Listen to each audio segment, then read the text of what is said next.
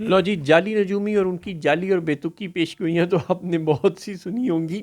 ہمارا اشارہ فیصل واڈا صاحب کی جانب بالکل نہیں ہے، لیکن عامر ڈوگر صاحب نے ثابت کر دیا کہ وہ واقعی اصلی نجومی ہیں، اور ان کی پیشگوئی بھی کم از کم اس وقت تک کی صورتحال سے پتہ چلتا ہے کہ پتھر پر لکیر جیسی پیشگوئی ہے. انہوں نے واضح اور دو ٹوک لفظوں میں، آپ چاہے تو اسے ان کا اظہار شکست سمجھیں یا اعتراف سمجھیں، یا چاہیں تو حکومت کی کوششوں سے پردہ چاک کرنے کی کوشش سمجھیں، انہوں نے دو ٹوک بتایا ہے عامر ڈوگر صاحب نے کہ ہمارے یعنی کہ پی ٹی آئی کے اور مولانا صاحب کے یعنی جے یو آئی کے کچھ بندے یعنی کہ سینیٹرز اور ایم این ایز حکومت کے قبضے میں ہیں، اس لیے وہ جب چاہیں آئینی ترمیم کروا سکتے ہیں. اللہ اللہ خیر صلی اللہ گالی مک گئی.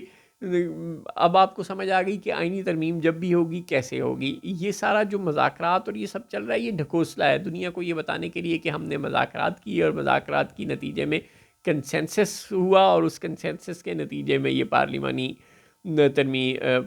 نے یہ ترمیم منظور کر لی ہے. یہ اوور نائٹ ہم نے منظور نہیں کی. یہ اس سیاہ لیجسلیشن کو لیگل کور یا مورل کور دینے کے لیے یہ سارا ڈرامہ رچایا جا رہا ہے، جو مولانا کے گھر کبھی بلاول بھائی جاتے ہیں، کبھی شہباز صاحب جاتے ہیں، اور کبھی پی ٹی آئی کے لوگ مولانا صاحب کے ڈیرے پر حاضری دینے جاتے ہیں. یہ سب کچھ جو چل رہا ہے یہ صرف ایک ڈرامہ ہے، ایک ڈھکوسلا ہے، ایک دھوکہ ہے، ایک فریب نظر ہے.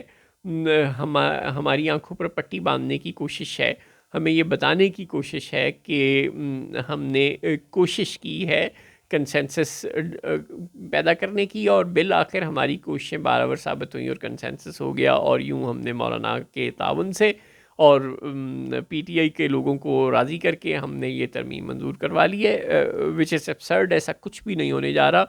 طاقت اور زور اور ڈنڈا جو ہمیشہ سے پاکستان میں چلتا ہے اب بھی وہی ہونے جا رہا ہے. حکومت کے پاس جتنے بندے اپنے تھے وہ اس نے سب جمع کر لیے ہیں، اور جو نہیں تھے وہ اس نے جے یو آئی اور پی ٹی آئی کے اغوا کر لیے ہیں، اور پولنگ ڈے پر ان کو منظر عام پر لایا جائے گا اور ان سے ووٹ لے لیا جائے گا حکومتی ترمیم کے حق میں. اللہ اللہ خیر صلی اللہ.